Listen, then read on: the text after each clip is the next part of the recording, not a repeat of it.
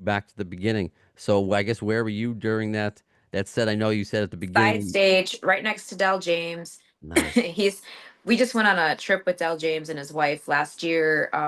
A bunch of us friends went on a, so I got to know him a little bit better. We went on a big yacht trip together. Like I think there was like 25 people on a boat, and so that was really fun.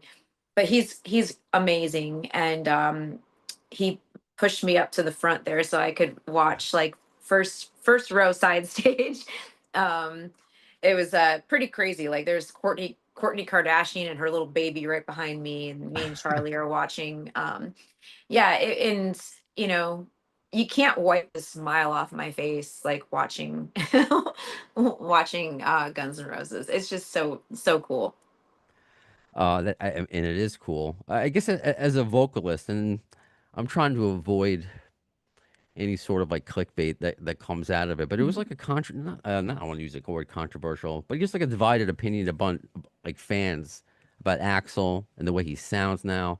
I'm just You know what? I will say this. So I was on tour a couple years ago and we played a show with Guns N' Roses and they went on stage for like something crazy, like 3 hours. If someone's going to put a 3 hour show on for me, I'm not going to complain that they don't sound like they did in 1987. He puts on a great show. He's still running around everywhere. He looks great. And, I don't know. I like side stage, the sound was great. I didn't hear anything amiss. Um, I I Charlie knows I get really worked up when people talk shit about X. and so do I no, I. You're the right I get so person. upset because I hate that people aren't allowed to like to have missteps sometimes or have a bad day.